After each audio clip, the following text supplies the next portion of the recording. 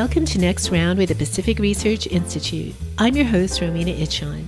This week marks the inauguration of California's 40th governor, Gavin Newsom. In this podcast, Tim Anaya, PRI's Director of Communications, and Carrie Jackson, PRI's California Fellow, recap the governor's speech. What are the new governor's priorities? How will he get on with the legislature? Are we in for more tax and spend? Here's what our California experts think. Thanks for listening.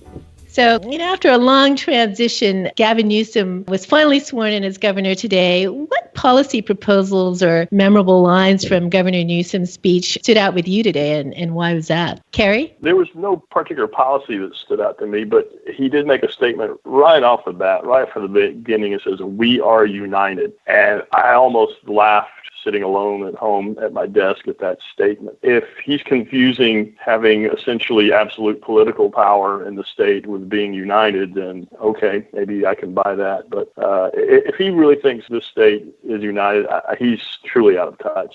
He later said that this is a California for all. And again, it's somewhat related. If he thinks that's the case, again, he's out of touch. For that to happen, there's going to have to be a lot of changes. I was struck by how partisan really the speech was. Inaugural addresses are usually not a super partisan affair. It's always, you use that kind of lofty, tired rhetoric. But as Carrie noted, really right from the get-go, how many partisan call-outs did he have? We're calling out drug companies, predatory lenders, polluters. We're going to stand up to you. Really, within the first minute, it was kind of clear that this was going to be an anti-Washington speech, the noted props that he gave to Nancy Pelosi. So I found that stunning in the context of other inaugurals, especially, just how kind of partisan and activist the speech was. But I think that's also his nature and what we can probably expect over his next years in office. More like a State of the State address or campaign speech. Well, I agree with both of you, but I did think he was absolutely wrong on one thing. He said that the U.S. is looking to California. Now, I think he really needs a reality check right there, because I think much of the country doesn't want to do what California is doing. And the proof is that, we're seeing the outmigration of Californians and California businesses going elsewhere. So a good portion of the country is actually turning away from California. And if anything, it's California that's out of step with the union. Yep, I completely agree. And even, too, if you look at the staging of the speech, I don't know if you noticed it, but I counted it up. There were 7 California flags behind him and only 1 U.S. flag. There's been this notion among some really liberal people that California is almost running a shadow government to what's going on in the Trump administration. And I think the tone and that kind of imagery definitely fuels into that notion. Newsom is well suited for that role. So, Tim, you and I are former speechwriters. I know that you listened to the governor's speech with an eye to flair and the written word and presentation. How do you rate the governor's inaugural address in terms of style and words? Is it another speech like "Ask not what you can do for your country," or is it an address most Californians will likely forget at the end of the week? We at PRI certainly won't forget about it by the end of the week, but I think most Californians probably will. And it's no shot at Governor Newsom. I think that's generally the case with inaugural addresses. What I was struck by was, traditionally when there's a speech like this, you really emphasize that kind of lofty, uplifting, unifying rhetoric, and it's both in the tone of the presentation and also kind of the order with which you lay out your speech. And certainly he had a couple of lines like that right off the bat, and then, as I mentioned earlier, within a minute, he's off on kind of a partisan kick against what's going on in Washington. One of the things that was interesting, too, was, usually the first thing right out of the box, you give a tribute to your predecessor. And it doesn't matter if you're changing parties. You salute your predecessors about the first thing. He didn't salute Jerry Brown until quite late in the speech. So, and while the tribute was warm, I think there was definitely a sense of, I've been under a giant on our political landscape, under his shadow for so long, and now I really am going overboard to position myself and what I want my governorship to be. So I thought thought that was interesting too. And then I thought in general, there's lots of good rhetoric that you'd be hard-pressed to disagree with on different priorities and issues. But as always, the devil's in the details, and I think inaugural addresses are just, in a bipartisan way, very light on details, and Governor Newsom did not disappoint there. Yeah, I agree with you. I don't think the address is going to be very memorable. He checked all the boxes that a progressive audience wants to hear. It did the job. Carrie, what about you as a journalist? How would you cover this speech? I think what stood out again is what we've been talking about, how partisan it was, and how right out of the gate he started saying things that, that he would be able to say, get away with, or almost like applause lines at a campaign rally. I can't really approach it from the critiquing a speech because I haven't written a speech in more than 20 years, and I've never written it at the level of a governorship. But it seemed very much a rallying point that he had going there. It wasn't so much a thanks to everyone who helped out, and we're going to move ahead. But it was a pep rally in a sense. So that was my feeling from the very beginning and all the way through. Well, both Governor Brown and Governor Newsom are proud liberals. You're undoubtedly going to see differences in style and substance between two administrations. So I think what's going to be interesting, and I'm interested to get both of your thoughts on this, how cozy a relationship do you think Governor Newsom will have with the legislature? Because I saw a lot of me today. I didn't see a lot of we're going to do it together, you and me, the legislature. And what are some of the key issues, if you agree with that, what are some of the key issues where you think Governor Newsom might chart a different course than state lawmakers? I'm not going to predict how he gets along with lawmakers. Political calculations have never been my strong point, and to this day, just never remained that to be the same. I'm just going to watch it play out in front of me. As far as charting a different course than the legislature, I'm pulling this one out of left field. I think he appointing Lenny Mendonca as his top economic advisor, I'm hoping is a sign that he wants to end the state's hostility toward business. Just maybe. There are a lot of other choices he could have made there. A lot of them a lot more hostile to businesses and commerce and free enterprise than the man he chose. So I'm hoping, at least from that standpoint, that he'll be trying to take a different course for businesses than what we've seen out of this quite some time now. Although, Kara, I thought it was interesting on that point. He definitely gave more than lip service to his talk about the importance of small business, and he even said declaratively small businesses will get our support. But then I found interesting that he talked about, and these are issues that we've covered before, this issue of the future of work. And he said that we want to find, quote, inclusive, sustainable work, whatever that means, and that we want to direct the future of work. And I don't think government should be directing the future of work. I think the marketplace should be directing the future of work. Well, nobody knows what the jobs are going to be 100 years from now, 50, really even 10 years from now, the way things are changing. So government involved in trying to decide what is work and what is proper work is a big swing and a miss. I mean, did anybody, 100 years ago, certainly had no idea what the jobs of today were going to be, not even 50 years ago. If things change, government can't keep up. That's just the wrong way to go. To your point, Carrie, I think that my mother still is unsure about what I do for a living. I mean, my job didn't exist back in her day. She was a teacher. But as far as, this cozy relationship with Newsom and the legislature, gosh, it is hard to predict, but I actually think that they're going to have a good working relationship. It's interesting that Newsom did point out going to be a fiscally prudent governor, but, at the same time, he's got these bold ideas to expand government, namely early childhood education, which, of course, is going to mean a lot more money. So I could only think that he's going to come back to the taxpayers with the legislature's blessing and tax and spend again and again, and which could be an issue because our economy and the stock market is kind of long on the tooth these days. We've had close to 100 months of, 100 months of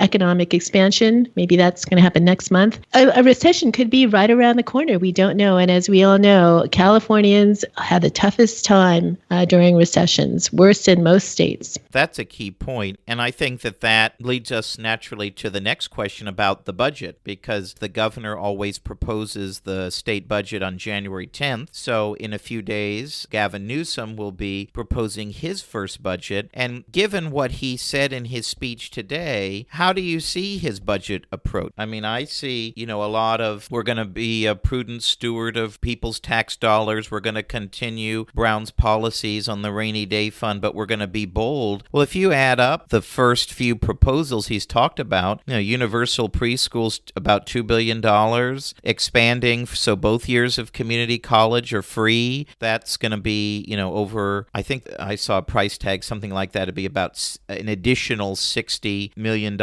annually. I think it'd be a lot more than that. And then he's talking about 6 months of paid leave. Well, A, there's impacts on the economy, but B, there's costs on the public sector, because those benefits would be available to public employees and taxpayers would be paying those costs. So who knows, probably certainly in the millions of dollars for those costs. So I think there's another thing too of, yes, Gavin now wants to take the car out for a spin, but boy, there's a lot of legislatures who've had pent-up demand to spend on big programs and new programs over the last 8 years that Brown rejected. And is Newsom going to stand up to them and say no? And I think that'll be interesting to watch. What do you guys think? I think he's going to be far less restrained than Brown was.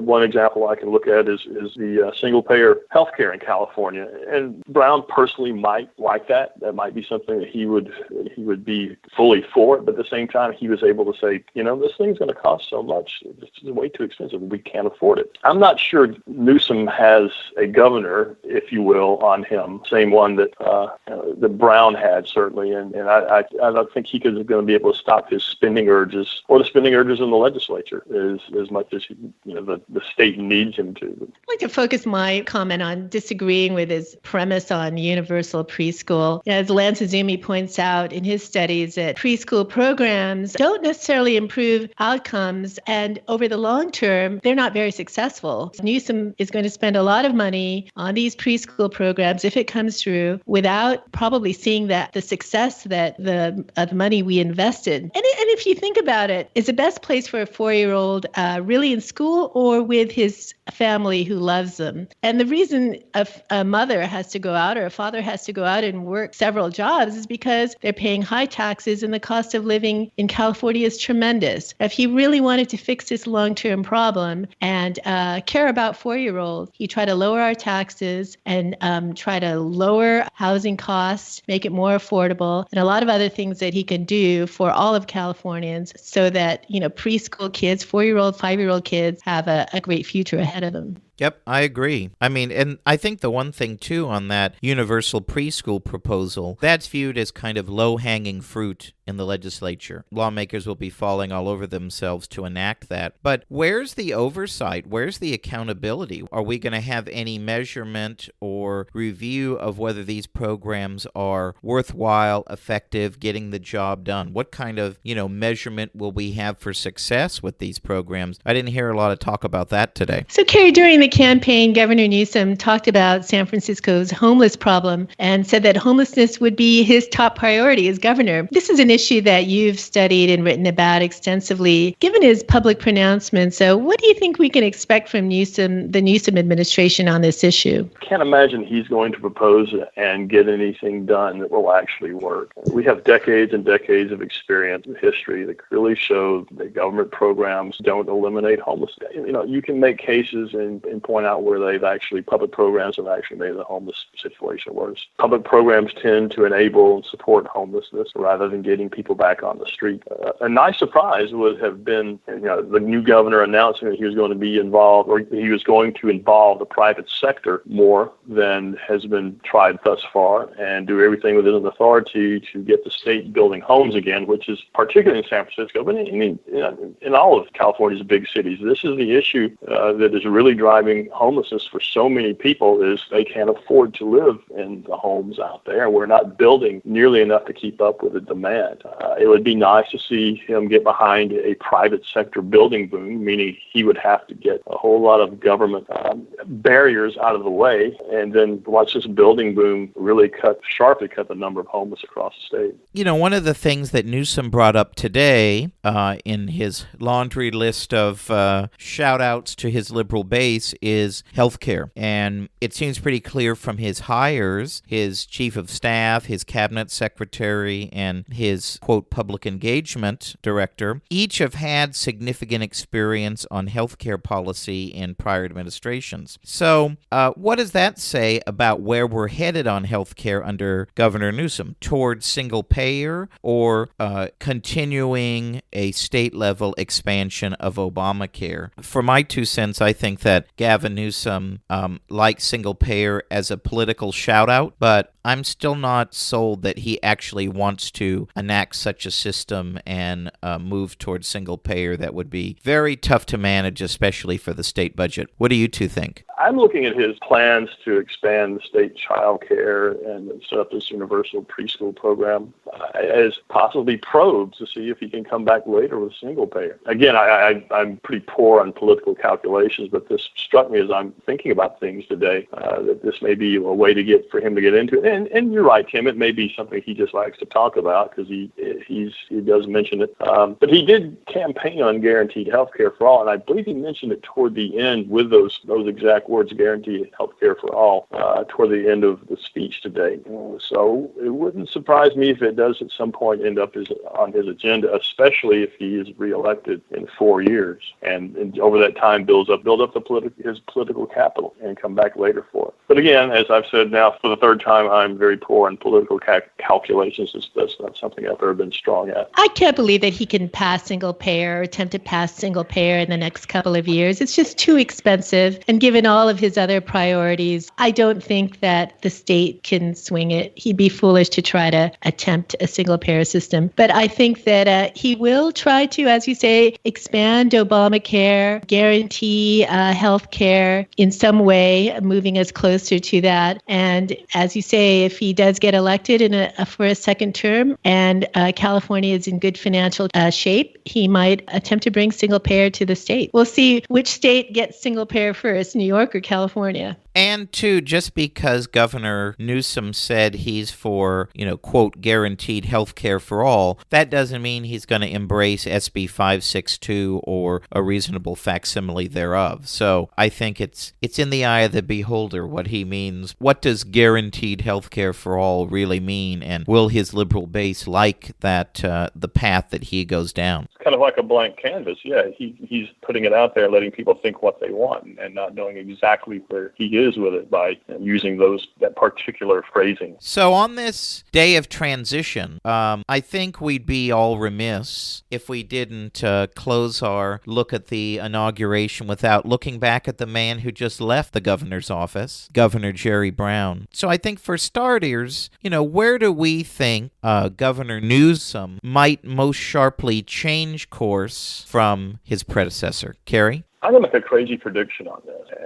I'm going to say that Newsom is going to cut back pretty sharply on Jerry Brown's high-speed rail, and he may even entertain the possibility of letting it die due to a benign neglect. And I'm more than willing to have people come back in 2 to 4 years, 8 years, and tell me I was crazy for making that prediction. But I see things and hear things, and you, as Freddie says, you read between the lines, and you can make assumptions from that, and that's that's my prediction. I think Newsom will continue to advance progressive policies beyond Governor Brown. I think where there will be a change is culture, really. Governor Brown, Governor Moonbeam, is sort of a counterculture governor. He's a product of the 60s. It's kind of low-key, crunchy style. As a kid, I remember he dated Linda Ronstadt. But I think with Governor Newsom, I think you'll see Hollywood and celebrity glam come to Sacramento. And Tim, you might want to see how you can,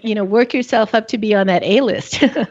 I will say, to echo your point there, I went to the big concert last night, which was for wildfire relief, and we saw a lot of that A-list Hollywood glamour with the big stars, Pitbull and Common and others and ex-ambassadors who probably neither of you know who that is. You should Google them. But he definitely, and from what I understand, one of the Real Housewives of Orange County was also at the at all the festivities yesterday. So the stars are definitely coming out with Gavin Newsom as governor. From my thought, I think where he'll be most different potentially is on water. Governor Brown was all in on his very controversial Delta Tunnels plan. He tried to get as much of that in place, funding agreements, etc., before he left office, and he didn't quite finish everything. So will there be great pressure on him from the environmental community early on and from the Delta community early on in his administration to put a timeout or even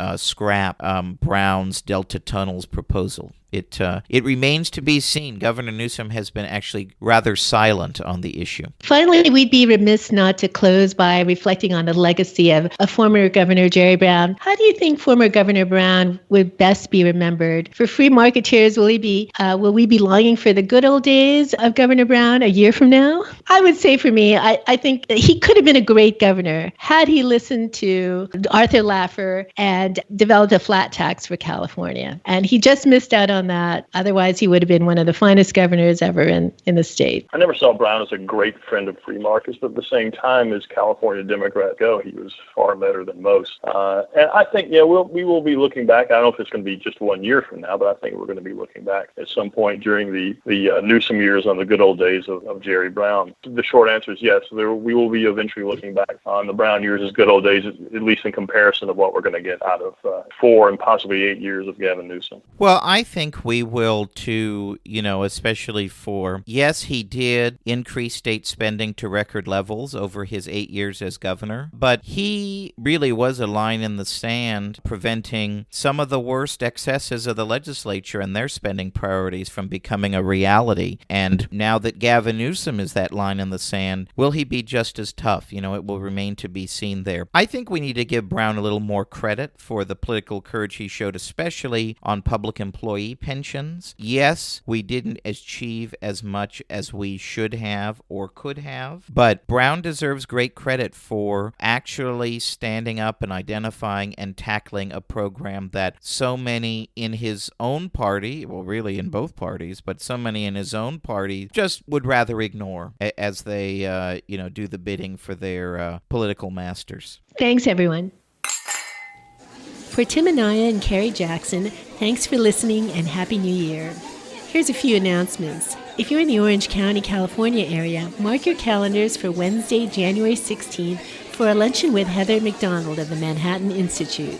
Heather will discuss her new book, The Diversity Delusion, How Race and Gender Pandering Corrupt the University and Undermine Our Culture.